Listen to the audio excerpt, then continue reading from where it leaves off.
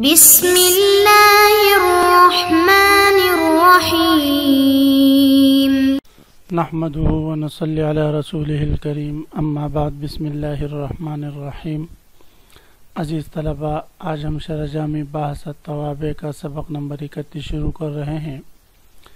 سب سے پہلے ہم آج کے سبق سے متعلق عبارت کو پڑھیں گے اور اس کے بعد پھر سبق کا خلاصہ اور آخر میں عبارت کا ترجمہ اور مختصر تشریح ہم پڑھیں گے۔ عزیز طلبہ، آج کے سبق کی ابتدا ہماری توابع کی تیسری قسم التاکید سے ہو رہی ہے، تو عبارت پر آپ توجہ فرمائیے۔ التاکید تابع یقرر امر المتبوع ای حالہ و شانہ عند السامع، یعنی یجعل حالہ ثابتا مقررا عنده في السامع في النسبة أي في كونه منسوبا أو منسوبا إليه، فيثبت عنده ويتحقق أن المنسوب أو المنسوب إليه في هذه النسبة هو المتبوع لا غيره، وذلك إما لدفع ضرر الغفلة عن السامع أو لدفع ظنه بالمتكلم الغلط۔ عزیز طلبہ، آج کے سبق میں ہم تاکید کی تعریف پڑھیں گے اور تاکید کی تعریف کے ساتھ ساتھ تعریف میں مصنف علیہ الرحمہ نے جو قیودات ذکر کی ہیں ان قیودات کے فوائد پڑھیں گے، اور آخر میں پھر ہم تاکید جس مقصد کے لیے لایا جاتا ہے کلام عرب میں، تو اس مقصد کو ہم ذکر کریں گے۔ یعنی تاکید کلام عرب میں دو فائدوں کے لیے لایا جاتا ہے، بہت سارے فوائد ہو سکتے ہیں، دو فوائد مصنف علیہ الرحمہ نے ذکر کیے ہیں، ان کے بارے میں ہم پڑھیں گے۔ عزیز طلبہ، تو سب سے پہلی بات یعنی تاکید کی تعریف، تو یہ آپ حضرات نے عربی الفاظ ہی میں یاد کرنی ہے اردو ترجمے کے ساتھ۔ وہ یہ ہے التاکید تابع یقرر امر المتبوع فی النسبت او الشمول، نسبت او فی الشمول، یہاں تک یہ تاکید کی تعریف ہے۔ یعنی تاکید ایسا تابع ہے یقرر امر المتبوع، جو متبوع کے حال کو، شان کو پختہ کرے، نسبت میں او فی الشمول یا شمول میں۔ تو یہ تاکید کی تعریف ہے، آپ حضرات نے اردو ترجمے کے ساتھ اس کو یاد کرنی ہے۔ اب مصنف علیہ الرحمہ نے فرمایا التاکید تابع یقرر امر المتبوع، تاکید ایسا تابع ہے یقرر امر المتبوع، جو متبوع کے امر کو پختہ کرے، ثابت کرے۔ تابع یہ موصوف ہے، یقرر امر المتبوع یہ جملہ اس کے لیے صفت واقع ہے، یعنی ایسا تابع ہے یقرر امر المتبوع، جو متبوع کے امر کو پختہ کرے۔ قرر یقرر، تقریر کا معنی تو ہے پختہ کرنا، ثابت کرنا، جیسے کہ آگے خود ہی مصنف علیہ الرحمہ اس کی وضاحت فرما رہے ہیں۔ ای یجعل حالہ ثابتا مقررا عنده، یعنی اس متبوع کی حال کو، شان کو ثابت اور پختہ کیا جائے، مقرر کیا جائے، ثابت کیا جائے سامع کے ذہن میں۔ تو قرر یقرر تقریر کا معنی آتا ہے ثابت کرنا، پختہ کرنا۔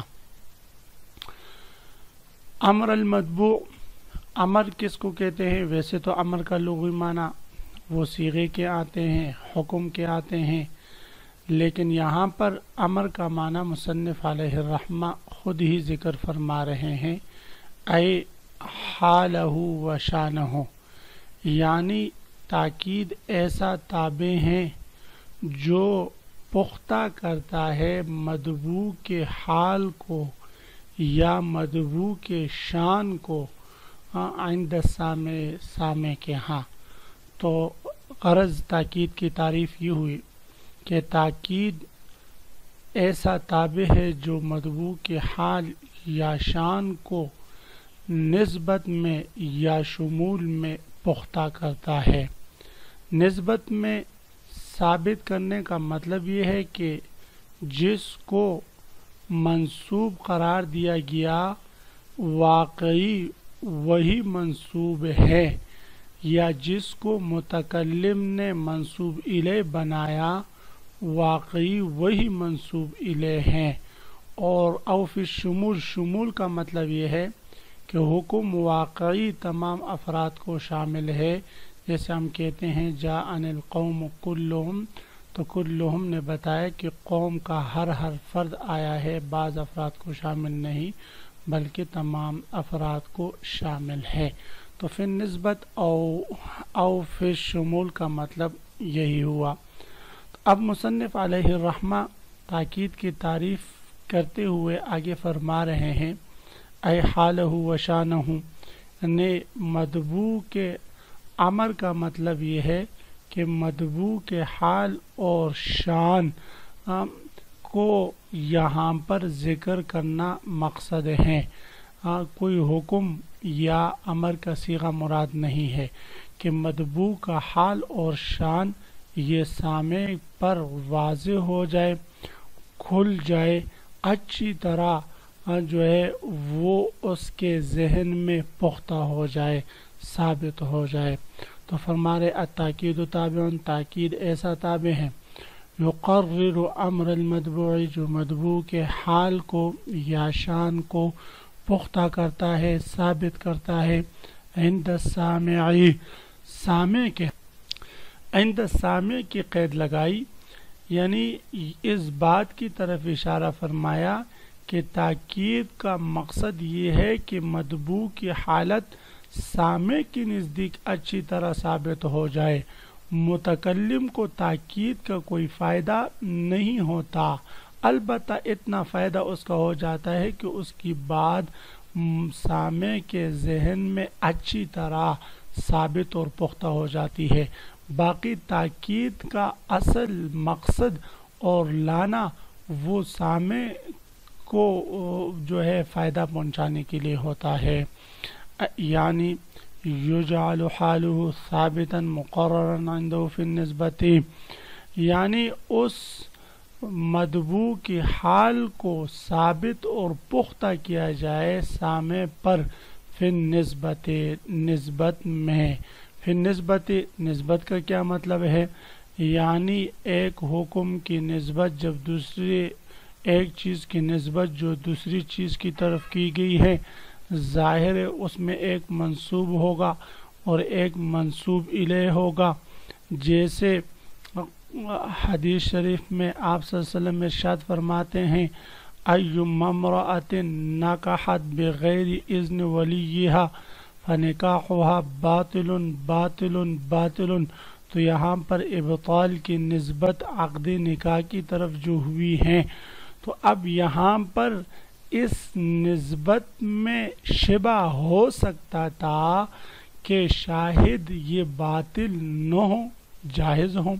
تو باطل باطل باطل تاکید کے ساتھ آپ صلی اللہ علیہ وسلم نے ارشاد فرمایا، اس میں اشارہ ہوا کہ یہ نسبت پختہ ہے، مقرر ہے، ثابت ہیں. یعنی یہ جو منصوب ہے ابطال اور منصوب الیہ عقد نکاح، یہ دونوں چیزیں ثابت ہیں.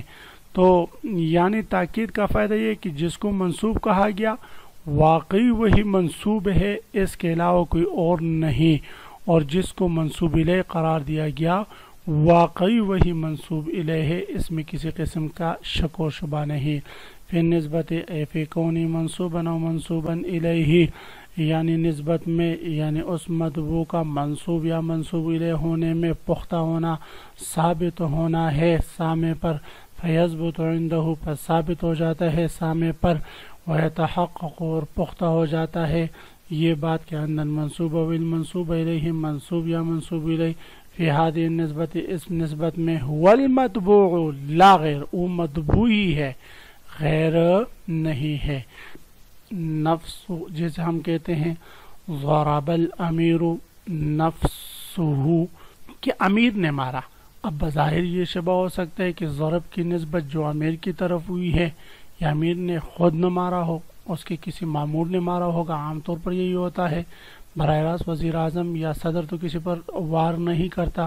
تو نفسہ اس تاکید نے بتا دیا کہ منصوب الیہ یہی مطبوع ہی ہے، کوئی اور نہیں ہے، زید ہی ہے، امیر ہی ہے، کوئی اور نہیں ہے۔ فی ہذہ النسبت کہ یہ منصوب یا منصوب الیہ ان نسبت میں هو المطبوع، وہ مطبوع ہی ہے، لا غیر، اس کا غیر نہیں ہے۔ وذلك اما لدفع ضرر الغفلة عن السامع او لدفع ظن بالمتکلم الغلط۔ اب اس عبارت میں مصنف علیہ الرحمہ تاکید کے دو فوائد ذکر فرما رہے ہیں۔ پہلا فائدہ یہ ہے کہ سامع کو کلام سننے سے جو غفلت کا اندیشہ ہوتا ہے متکلم کو کہ شاہد یہ سامع غافل ہے، اس نے پوری طرح بات نہ سنی ہوگی، تو تاکید کے بعد متکلم کا یہ اندیشہ ختم ہو جاتا ہے کہ واقعی اب اس نے یہ بات اچھی طرح سن لی اور اس کی غفلت دور ہو گئی۔ تو تاکید کا پہلا فائدہ دفع ضرر الغفلت یعنی سامع کی طرف سے جو غفلت کا اندیشہ ہے اس غفلت کو دور کرنا ہے، اس کی غفلت بے پرواہی یہ دور کرنی ہے۔ دوسرا فائدہ اس کا یہ ہے دفع ظنہ بالمتکلم الغلط، کہ کبھی ایسا بھی ہوتا ہے کہ سامع کے ذہن میں یہ بات ہوتی ہے کہ متکلم نے غلطی کی ہے، جس کو منصوب یا منصوب الیہ قرار دیا گیا ہے اس نے اپنے کلام میں، حقیقت کے اعتبار سے وہ منصوب یا منصوب الیہ نہیں ہے، تو تاکید سے یہ وہم بھی دور ہو جاتا ہے کہ ایسا نہیں جیسے تم نے گمان کیا اے سامع، متکلم نے جس کو منصوب قرار دیا ہے واقعی وہی منصوب ہے، اور جس کو منصوب الیہ قرار دیا ہے واقعی وہی منصوب الیہ ہے۔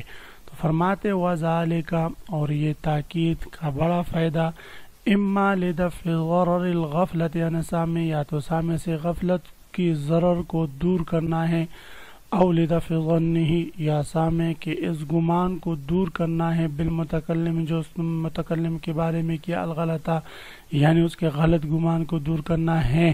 تو یہ تاکید کے دو بڑے فائدے ہیں۔ عزیز طلبہ، تو آج کے سبق کا خلاصہ یہ ہوا کہ ہم نے توابع کی تیسری قسم تاکید شروع کی۔ ہم نے سب سے پہلے تاکید کی تعریف پڑھی کہ التاکید تابع یقرر امر المتبوع فی النسبت او فی الشمول، اس کے بعد اس سے متعلقہ قیودات اور عبارت کی تشریح پڑھی ہے، اور آخر میں تاکید کے دو فوائد ہم نے پڑھے ہیں۔ انشاءاللہ تعالی اگلے سبق کو پڑھنے سے اور سننے سے پہلے ہم تاکید کی تعریف عربی الفاظ میں اور اردو کے ترجمے کے ساتھ دہرائیں گے تاکہ اگلی باتیں ہمیں خوب اچھی طرح سمجھ میں آ سکیں۔ آپ حضرات اس کو خوب غور سے سنیں سمجھیں۔ اللہ ہم سب کا حامی و ناصر ہو، آمین۔ وآخر دعوانا ان الحمد للہ رب العالمین۔